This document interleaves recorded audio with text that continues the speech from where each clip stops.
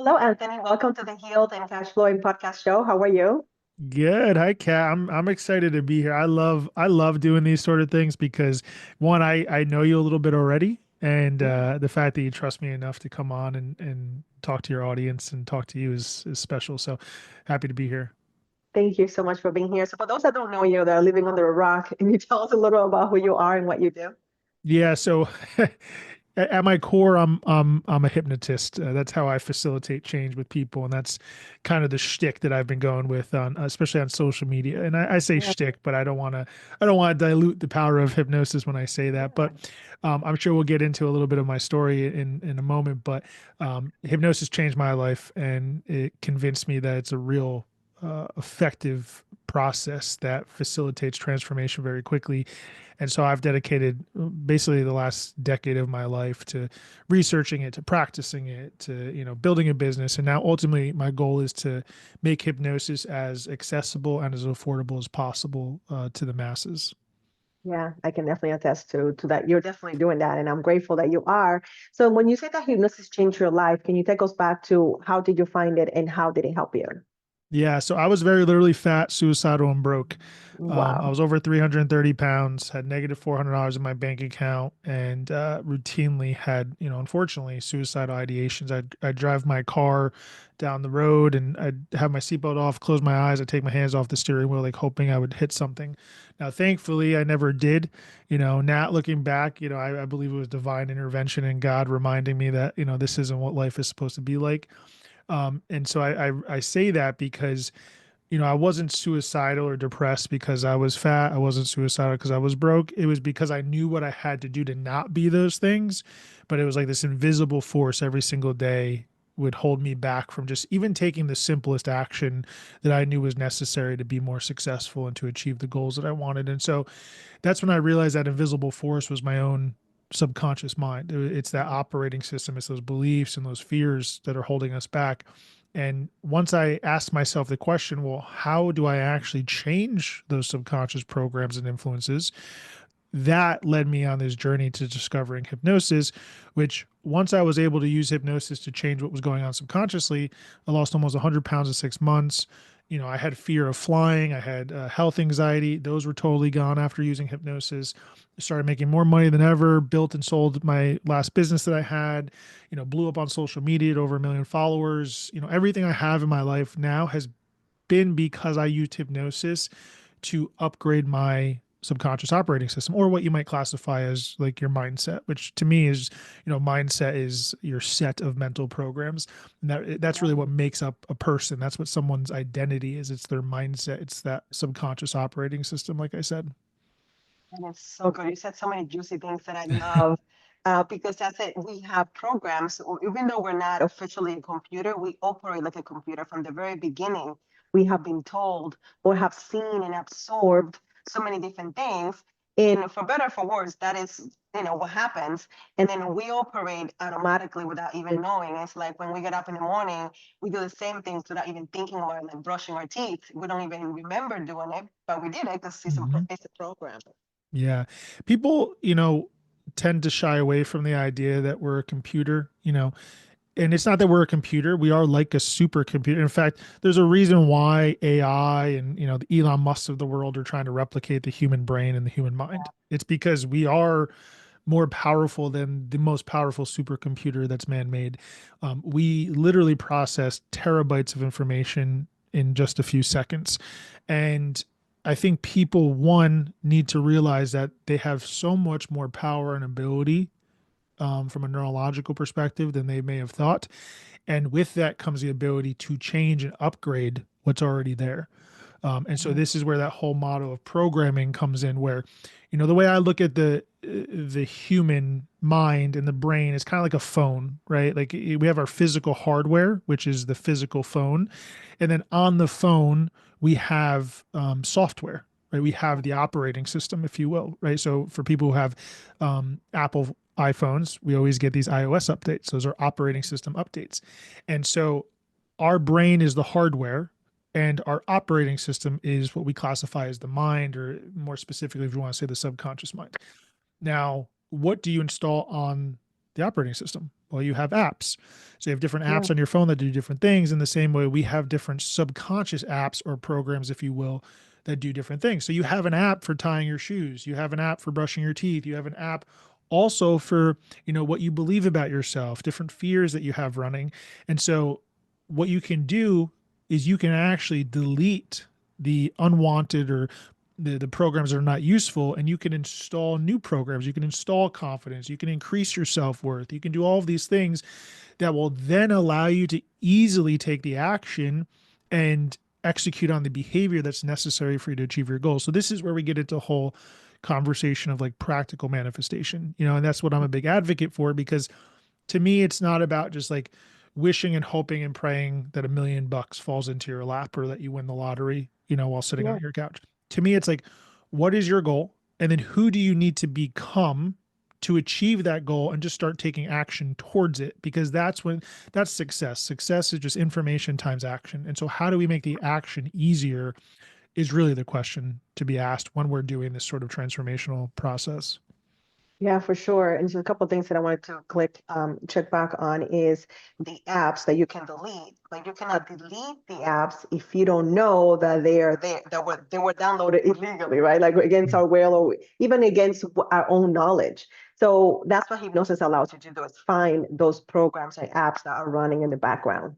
Yeah, so that brings up an important point, is this idea of awareness and clarity. From a neurological perspective, this is what we refer to as metacognition, right? It's like thinking about the thinking, this interoception that we have, basically this awareness of our thoughts, our feelings, our emotions, our body sensations. Now, most people, surprisingly, do not have this metacognition. Most people are walking around on a day-to-day basis on autopilot. The only Yeah. people, not the only people, but the reason why this resonates with like your community, and you and I having this conversation now between the two of us, is because we're in this sort of field. People who are listening to this or watching this, they're already into this sort of thing, and they already have the awareness, and it's difficult to comprehend that people don't think this way, but it's true. And so the awareness is important. This is why you often hear the cliche, you have to have clarity. But it's true. You need clarity, because if you don't know what needs to change, well, then how are you going to change it? It's like having a leak in your ceiling.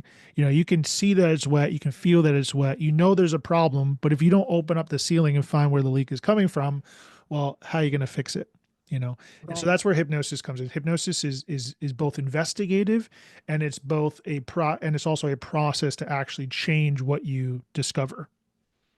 Yeah, for sure. And then there are other people that know that it's a problem and have the fear of a solution, this modality, and that's how we use that word, this type of helping people. That's what you say, that's what you use to help people. So how do you, and that's how we connect even deeper, knowing that we are both believing that, and begin to think about how do we help people that are struggling with the very things, same things that we used to struggle, and use hypnosis and other modalities to help us. How do we help them realize what hypnosis actually is, or how does that even relate to your beliefs, I don't even want to say they're religious, but your spiritual beliefs, believing in God Yeah. specifically. So yeah, great question. So there's two parts to that. So let's tackle the first one, is kind of this idea of like, how do you even get someone to change? How do you, let's say they have the awareness that there's an issue, but they still feel stuck. Like, where do you even start if someone doesn't even want to take action in the first place, or they feel paralyzed by their circumstance? Well, that is the kind of the crux of our job, is to get someone in a state where they are both willing to change and also believe that they can change. And the problem often becomes, I always hesitate to use that phrase, the problem, but Yeah. one of the hurdles, if you will, is that most people don't want a solution; they want comfort. And so this is why I find traditional talk therapy to be a little, let's say, it's not as useful as it could be. I would do therapy. I've done therapy, and I would still do it in the future, because I think there's a useful. I'm not trying to talk bad about therapists or traditional talk therapy, but what happens invariably is that you talk about the issue, and you get comfort in that. You get comfort in just talking about it, but you're basically just reliving the same thing, and you're operating the same neurological pathways and programs. as when the problem first started. And so it becomes this feedback loop. And sure, you're getting comfort because you're having cathartic experiences and you're talking about your issues, but you haven't really addressed the path forward to actually change the circumstance. And this is because we are all inclined to seek pleasure rather than pain. And usually, forward progress is going to elicit some form of emotional pain and sometimes physiological pain. Like you think about working out and wanting to improve your health. Well, you have to go to the gym and do hard things that are physically taxing on your body that are actually breaking down fibers in your body so that you can then heal and get bigger, faster, stronger. That works at all levels in all areas of life, whether it's mentally, emotionally, financially. There's going to be moments of pain and discomfort. And so often people will stay in their familiar situation because that's more comfortable than stepping to the next level and actually changing what needs to be changed. Now, that's the first part of the question. The second part that you alluded to is, the things that we talk about from a hypnotic standpoint or even other, alternative modalities like what you do, sound therapy. Um, People often think is a little taboo, right? They flinch, especially hypnosis. Hypnosis seems to be like a dirty 8 letter word. Yeah. That the moment I say it, even when people ask me what I do, or or like, for example, I have friends and family that maybe I don't run into for a little bit, and they're like, Anthony, I see you're doing that hypnotist it's like they dance around and there's resistance to even saying it. And I get it, right? Because we see these depictions in the movies and over the years, funny things on stage that people do clucking like chickens. And so we have to be a little understanding of it, but also we want to find the cross section between spirituality, energy, neurological things, physiological things, religion, right? My point here is like when you look at the cross section between science and religion and some of these more esoteric concepts, you really see that they overlap. And it's not about one thing being evil or bad or one thing being good. They're all just tools for the most part. Now, we could have a very long conversation on the spiritual side of things, but for the most part, I know you well enough now, and I know a little bit about what you do, and I know a lot about hypnosis. They're very practical, neurologically based mechanisms and methods that affect real neurological and physiological change. It doesn't, we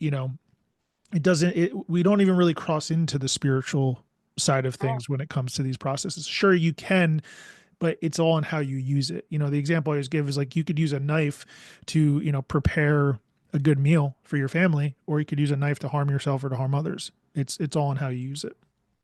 That is so powerful. And I love how you broke that down because I think that's going to help a lot of people realize how we use something.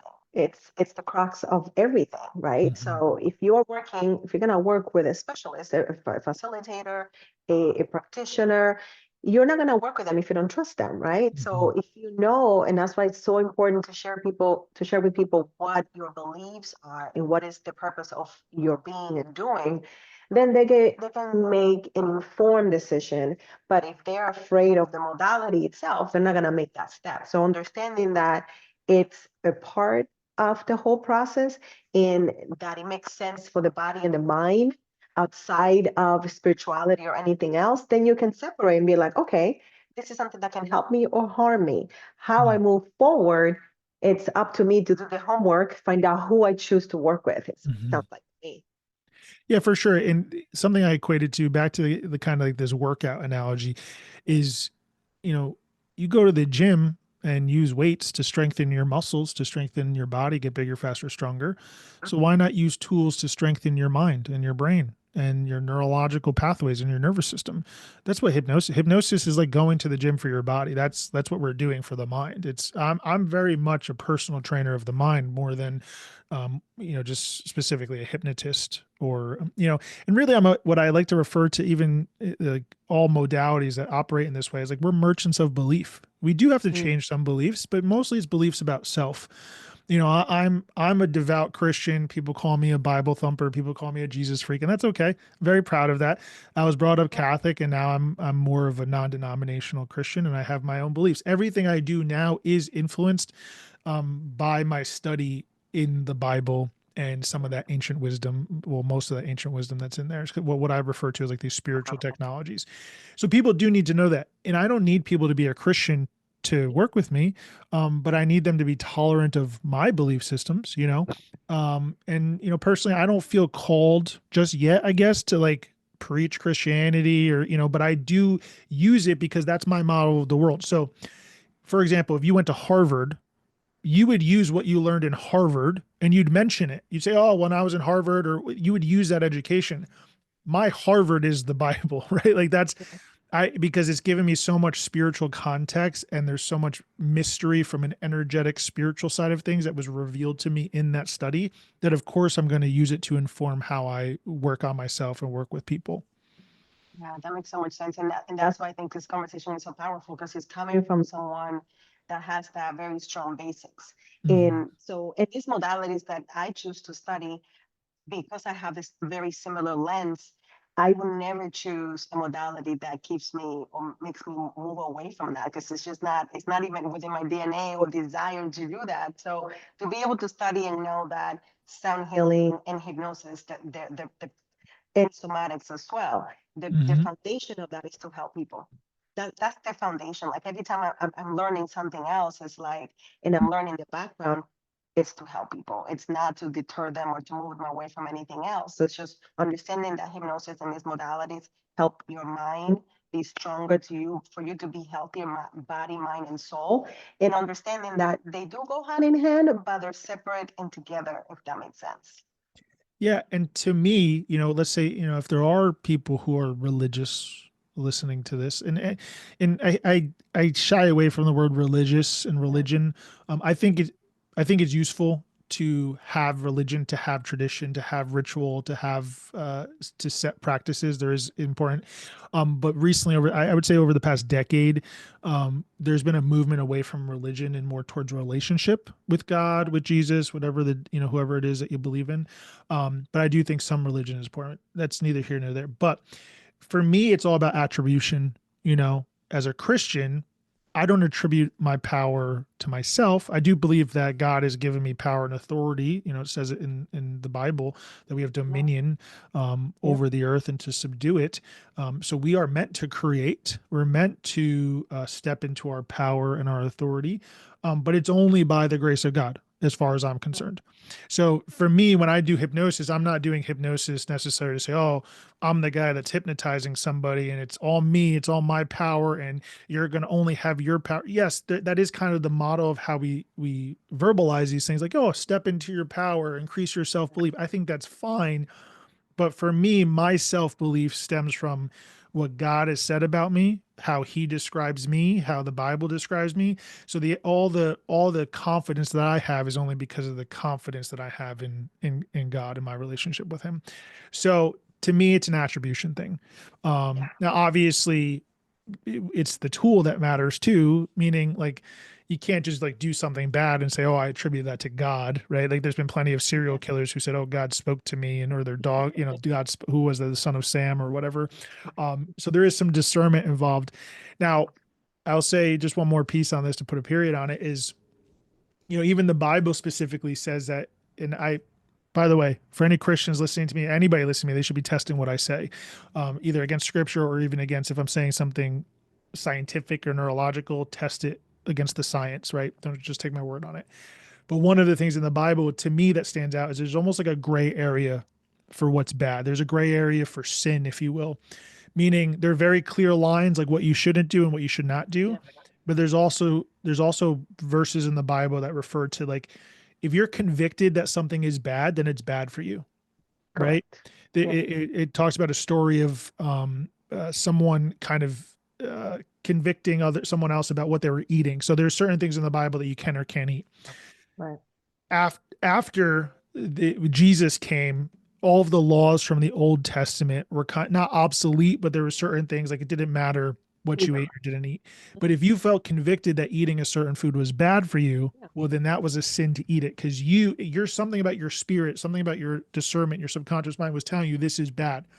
So if it's bad for you, it's bad for you. It doesn't mean it's bad for everybody else. yeah, So yeah, if someone does genuinely feel like hypnosis, let's say, is bad for them and evil, it could be their spiritual discernment, but it may also be their subconscious fear. So this is where kind of getting in tune with the spiritual side of things is really important, because now you have the ability to discern what's right, what's wrong. It's beautiful. And it also allows you to have more grace for other people. Because I remember when a friend of mine a long time ago was using a modality that I would be like, oh my God, there's no way. Like I was on her. I was so judgmental. Now, fast forward all this time, I'm like, oh my God, what was I was tripping. What am I talking about? This is about releasing energy and feeling better about yourself. And it literally says you cannot use it for evil. You just can't. Mhm. So sometimes, and this is what I love about where I am now, where it's like God and I have an amazing, like you said, personal relationship. But I am open enough that the language that I use, and I used to be someone that was preaching on social media. I was like shouting and doing all these things, and I found personally that it excluded other people that probably would have reached out if they didn't feel that I was a Bible thumper, which I was, and that can be negative or positive for some people. I mean it neutrally. So where I am right now in my life, I know that I'm called to help people, and these are the modalities that I'm using.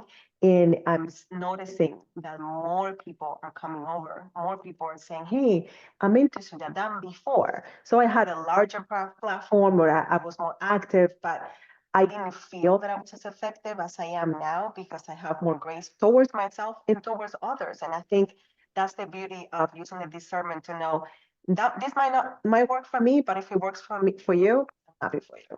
Yeah, it's interesting because when I think about sound therapy or sound healing, these modalities that you're using, vibrations and emotion and energy, and if there is, if I use these modalities myself, and I had, say, someone who was religious or Christian, or someone who's God fearing who felt a certain way about it, the first thing I would ask them about is the story of the walls of Jericho falling when God told them to pray and walk around the That's walls for sage. 7 days and sing praise out loud and pray out loud. You're telling me that wasn't something to do with vibration? And it, Yeah. like, God God can use, like, these practical things, can use physics to create supernatural results. It's like the cliche parable of the guy, like, stuck in the flood, right? He's like, his house is being flooded, and he goes to his roof, and the he's praying for God to save him, and the boat comes by, and he's like, no, God's going to save me. So the boat goes away. Then a helicopter comes. He's like, oh no, I've been praying, God's going to save me. Helicopter goes away. And next thing, the flood comes, all the way up, and he drowns, and he's in heaven. He's like, God, why didn't you save me? He's like, I sent a boat and I sent a helicopter, you know? And so I think too many people are praying for miraculous things in their life when God's like, no, just like take action, like seize the opportunity that's already there. And he will deliver a supernatural result by ordinary means. And so I have found that I just went through a season of my life where I was like, I almost torched everything to the ground. I was like, God, I want you to burn this or bless it. That's what I always pray in my life. Two things I pray all the time. God, guide my thoughts, guide my feelings, guide my actions, and burn it or bless it. If you put something on my heart, a desire in my heart, and if it's from you, great, you'll bless it. If it's not, burn it as quickly as possible. And so I had a little bit of a back and forth over the past year about manifestation specifically. Talk about a dirty word in the Christian community or in the religious community. And so at first I thought that he wanted me to stop talking about manifestation, but really what I realized was that he wanted me to attribute the power and authority to him. So we do have the ability to manifest, we have the ability to create, but we have to glorify him. We have to honor him in the process, because just like a police officer only has authority because they're under the governing body, and they are subjected to codes of ethics and laws and regulations. And as long as they abide by that, and they're when they knock on the door for a search warrant, they say, what do they say? Police, right? They don't say Chuck E. Cheese, because that doesn't have any authority. So for me, when I say God or I say Jesus, I'm not going to say Jesus. That comes from my authority in him. And so I bring this up because, you know, sometimes God will actually bring you to a point in your life that it's like this season, it's like being in the wilderness. The Israelites they went from Egypt throughout the wilderness for a long time so that God could bring them to the promised land of milk and honey and abundance. Yeah. And so we ebb and flow through those cycles in our life where we will go through the wilderness, and that ends up being where we are most spiritually in tune. Like when we are brokenhearted, when we're stressed, Like God will bring us to what we can't do to show us what he can do. And so that doesn't mean it's going to be a miraculous lottery win, but he's going to show us opportunity. He's going to prevent doors to us, and he's going to motivate us to knock on those doors and to take action, which will ultimately, bring us the result that's aligned with his will for us. We're getting deep here, so I Absolutely. apologize Yeah, if the no, I love it. I love it, especially with manifestation because it's such a very scary word. We are manifesting every single day. This Mhm. present day is the manifestation of the things that we thought about and said repeatedly. How many people said, I woke up on my left foot today? I'm Mhm. having a bad day. And then everything the entire day goes badly because they're thinking that whatever we think, whatever thoughts you think about, whatever is pure, whatever is good, whatever is a good report, it says that for a reason Mhm. because your words have power. Life and death, it's in the tongue, Yep. right? So Yep. it's understanding that they're taking away the manifestation stuff started in the Bible, and people don't realize that. You gotta watch what you say. That's why I don't Yeah. listen to just anything. I don't just watch just anything because I know it affects me. So there's things that I was working on. How I like to have physical things sometimes, right? So I created a card deck that has different somatic practices that they can look at. So it's a little beautiful card. But I started thinking about that at the beginning of December. I got them on Saturday and it hit me because I'm like, this was a thought. A month and a half ago, this was just a thought.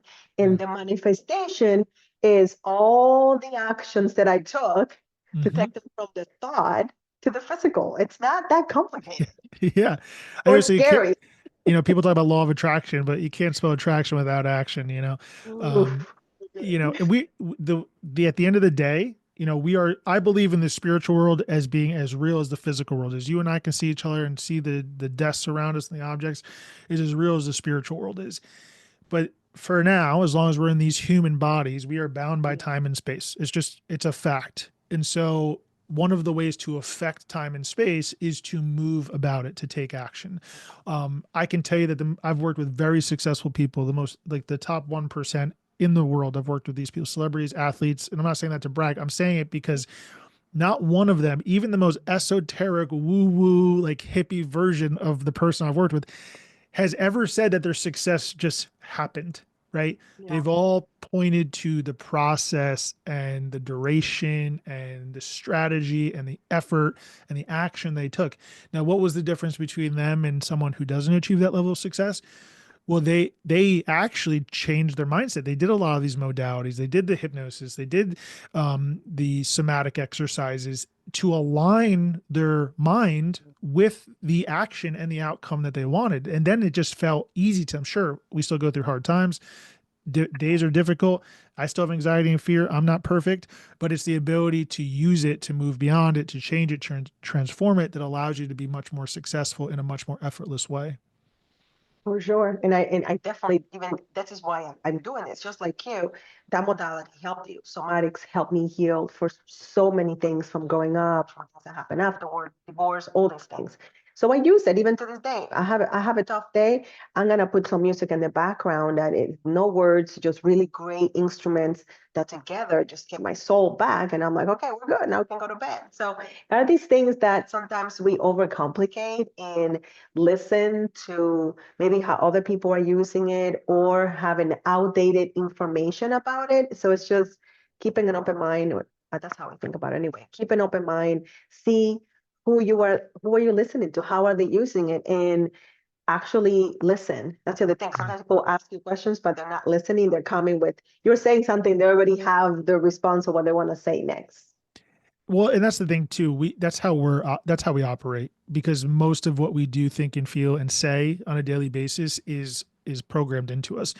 I always give the example of like ordering a pizza. Let's say you were to call and order a pizza right now, and you're like, "Oh, I want a large pepperoni pie with extra cheese and jalapenos and bacon on it." You think you're making a conscious decision. But why are you making that decision? You're making that decision because you're already pre-programmed to have that preference for those tastes, for pizza, And so is it a conscious decision or is it just a manifestation of the subconscious programming that you've learned? It's the latter, right? And so the other thing we have to look at is most of what these programs the programs that are running that we have, they actually are not ours to begin with. This gets into the conversation. Well, where do these programs come from? They came from the authority figures, our parents, teachers, preachers, doctors, when we're little kids. And so these are things we're modeling life now based on the programs and beliefs that we learned as children. And so this process of recalibrating and reprogramming really dives into the origin story of each of these programs. And that kind of gives you the foot in the door to change it. For sure. And it's funny because you said that orangey story. I don't know if it's ever happened to you that you used to like something and then you see it and you want to go eat it. Especially for me, for example, pizza, I really, really liked it. I didn't grow up eating pizza that much because I'm not from the United States. So it was like years and years of eating it. And then I'm like, oh yeah, I want pizza. It's a memory. Then I go have it and I'm like, was it always like this? Like it's Mm. not as good because my taste buds have changed, but I haven't Right. updated my system. The operating Mhm. system is operating with that old memory. And I'm conscious about saying, okay, that was then. The new information is that I'll make my own pizza because I know I can control the dough, I can control the ingredients, the type of cheese that I use that has Mhm. no lactose, all these little things, right? But it's sometimes or often we're operating with all information and we're just on autopilot and we don't even know. Yeah, it's interesting. One of the fun exercises I like to do sometimes, I'll give you a small example of it and then a bigger example of it.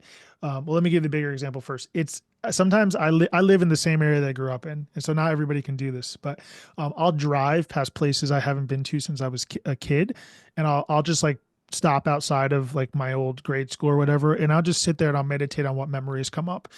And it's amazing how many memories are actually anchored to that environment, like Mm. physically, where memories I couldn't have brought up unless I actually went back there, like, my grandmother's home, who that I grew up in, and things like that. And then the smaller scale is like basically everything that you can perceive will be attached to a memory, which is interesting. You have a guitar behind you. If I asked you, well, what's the first memory that comes to mind in relation to that guitar, you'd have a memory, and then you could follow that one back. And so everything is this memory base that is really influencing us. And when we can change our perception on the memory, well, we change how we interact with the objects, the people, and the world around us today, which ultimately influences our outcomes. Yeah, that's so good. So that was the big one. What's the little one? Well, the big one was like being able to drive around, and like, but I'm saying like little one is like being able to look at an object and ask me what's the Yeah, first memory that comes. When I yeah. look at my computer, I ask myself the first memory that comes to mind. I automatically go back to 2016 when this is an old computer. I got this computer, and then I asked myself what's the memory attached to that. I went back to the time I got my first cell phone when I was like 13 years old. It was like a Nextel or whatever.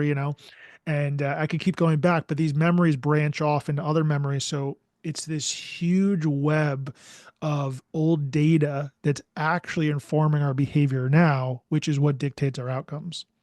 Yeah, yeah. And that's the power of hypnosis. Like I was literally thinking, there's people that are attached to a place. And I'm like, every time I just put together what you were talking. Every time I talk to those people, I have dreams about the place that I don't want to dream about. And I'm like, why does that keep happening? It's because I tied those people to that place. And now my Mhm. work is to separate them from that place so then I can continue to have friendship and remove the unpleasant thoughts. But that I wouldn't have that clarity if I was not aware of what hypnosis can do. Yeah. And that's the thing too. The mind is always associating, meaning let's say Yeah. someone has a fear of public speaking.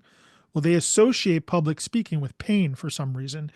And the way they learned that association was something they've already experienced in the past. So I had a client that had to public speak or quite often, and she was always nervous about it, always get like she had this like nervous cough she would get. Wow. And we tracked it back to when she first learned it. And there was a time when she was in school, she like answered a question in front of the class. She got it wrong. Everybody started laughing at her.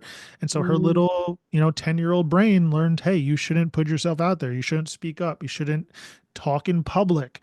And so her brain associated speaking in public with pain, with embarrassment, with shame, all these bad emotional feelings. And so now you extrapolate that out into her adult life. Here she is, 37, 38 years old, trying to talk in front of people. And her brain's like, nope, we remember what happens when you do this. and it associated public speaking with pain. So we need to disconnect that association. We need to convince the unconscious mind that it's now safe for the person to do the thing that they want to do that's going to lead to their outcome. And then that's when the anxiety, the fear response, and the emotions, unwanted emotions end up diffusing and going away.